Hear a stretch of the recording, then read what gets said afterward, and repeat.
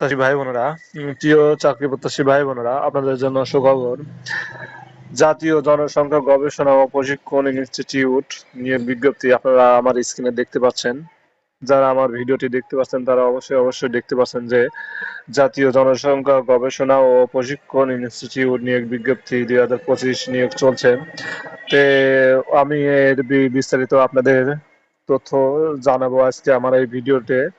তো আমার এই ভিডিওটা যদি আপনারা সবাই দেখে থাকেন, আমার চ্যানেলটি অবশ্যই সাবস্ক্রাইব করে রাখবেন, তাহলে নিত্য নতুন চাকরির আপডেট আপনারা সবার আগে পেয়ে যাবেন।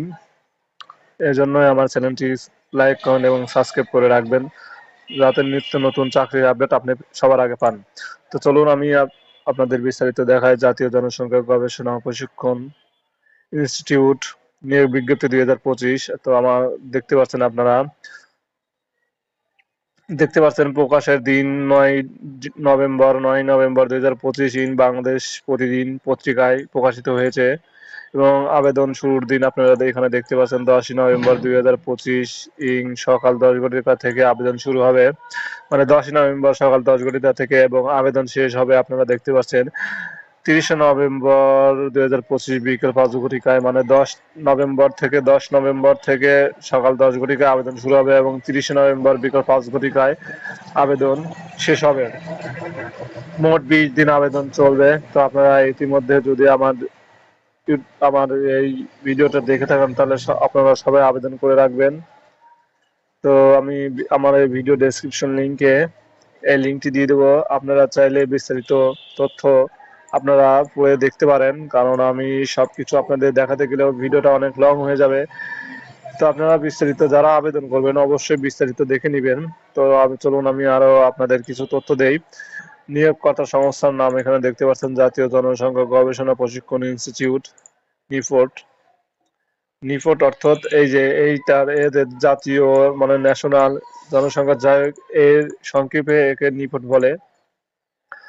আপনারা চাইলে নিফোর্ট লিখে সার্চ দিলেও আপনারা পেয়ে যাবেন। তো নিয়োগকর্তা সংস্থার নাম, ধরন দেখতে পাচ্ছেন এটি সরকারি চাকরি অবশ্যই। এবং চাকরির ধরন কি ধরনের আপনারা এখানে দেখতে পাচ্ছেন, সরকারি চাকরি। এবং চাকরির সময় আপনারা দেখতে পাচ্ছেন স্থায়ী সরকারি চাকরির যে বয়স সীমাটা সেটি এটির ক্ষেত্রে। এবং জব ক্যাটাগরি আপনারা দেখতে পাচ্ছেন মোট 9টি জব ক্যাটাগরি রয়েছে, 9টি পদ রয়েছে। এবং মোট 9টি পদে মোট লোক সংখ্যা নিবে আপনারা এখানে দেখতে পাচ্ছেন 101 জন। অনেকই লোক নিবে, 101 জন লোক নিবে 9টি পদে। এবং শিক্ষাগত যোগ্যতা আপনারা এখানে দেখতে পাচ্ছেন জিএসসি/জেডিসি, জিএসসি, এসএসসি দশম পাস, এইচএসসি পাস এবং স্নাতক পাস লাগবে চাকরি পদ অনুসারে। মানে জিএসসি থেকে শুরু করে এসএসসি, এইচএসসি এবং অনার্স ডিগ্রি যারা পাস করেছেন তাদেরও এটি পদ অনুসারে আর কি চাকরি রয়েছে। এবং লিঙ্গ আপনারা দেখতে পাচ্ছেন নারী ও পুরুষ উভয় আবেদন করতে পারবেন। এবং অভিজ্ঞতা কতটুকু লাগবে আপনারা এখানে দেখতে পাচ্ছেন, নতুন যারা তারা আবেদন করতে পারবেন। এবং অভিজ্ঞতা মানে অর্থাৎ যারা এর আগে কোনো চাকরিতে অবগত রয়েছেন তারাও আবেদন করতে পারবে, কোনো সমস্যা নাই। শুধুমাত্র বয়স সীমাটা আপনারা খেয়াল করে দেখবেন।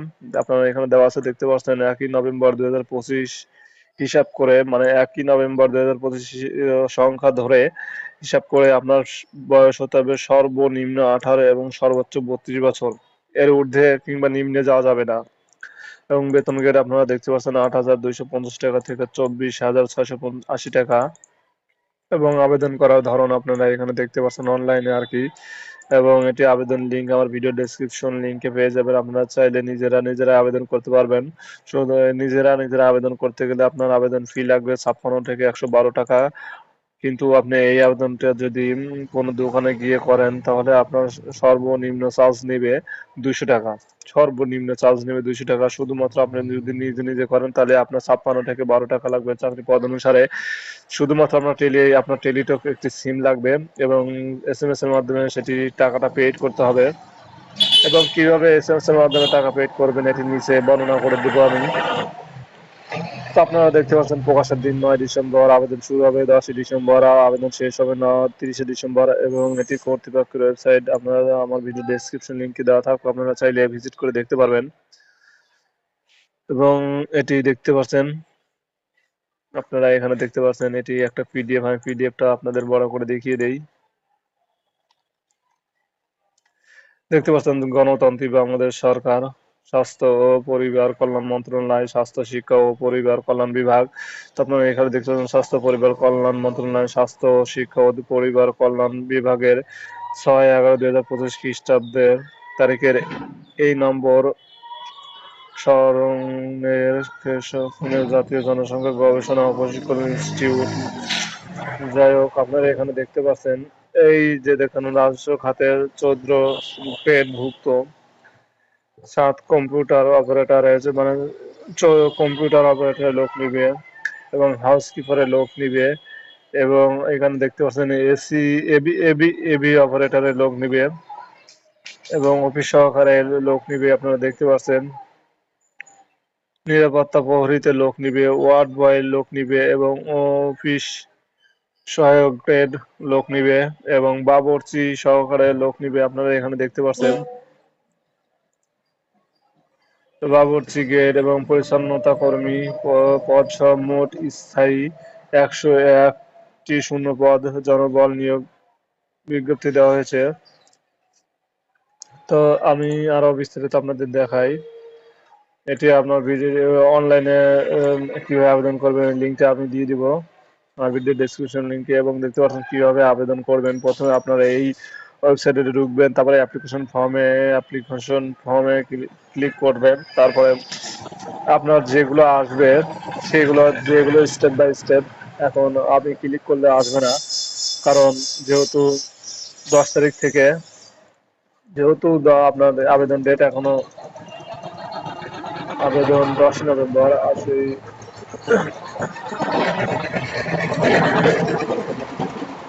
10 নভেম্বর আপনারা এটি আমার ভিডিও ডেসক্রিপশন লিঙ্কে দেওয়া থাকবে, আপনারা চাইলে দেখে নিতে পারবেন। এটি সার্কুলার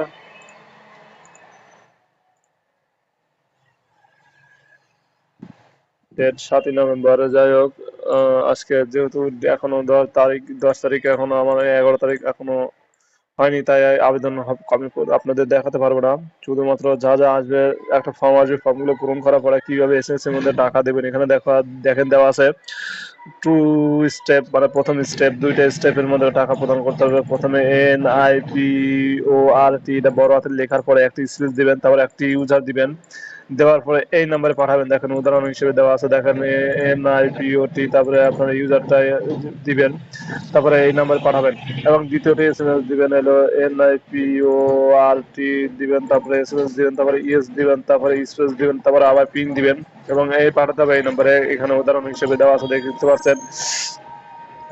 এটা দেওয়ার পরে স্পেস দিবেন, তারপরে স্পেস দিবেন, পিন দিবেন। এখানে যে পিনটা দেওয়া আছে, যে পিনটা দিবেন আপনি সেই পিনটা দিবেন, তারপরে এই নম্বরে পাঠাবেন।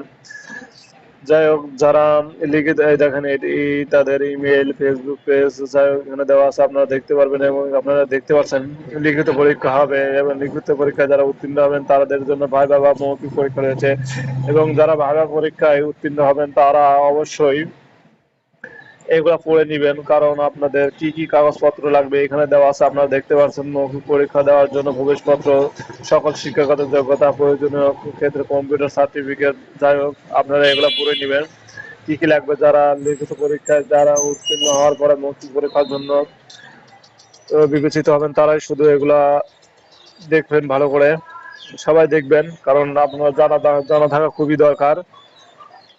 তো আপনারা দেখতে পাচ্ছেন আজ এই ভিডিওটা আজ এ পর্যন্ত। যদি আমার ভিডিওটা ভালো লাগে অবশ্যই আমার চ্যানেলটি লাইক, কমেন্ট এবং সাবস্ক্রাইব করবেন এবং পাশে থাকবেন যাতে নিত্য নতুন ভিডিও আপনি সবার আগে আপনি পেয়ে যান। তো আজ এ পর্যন্ত, সবাই সুস্থ থাকবেন, ভালো থাকবেন। আশা করি আমার ইউটিউব চ্যানেলটি সাবস্ক্রাইব করবেন।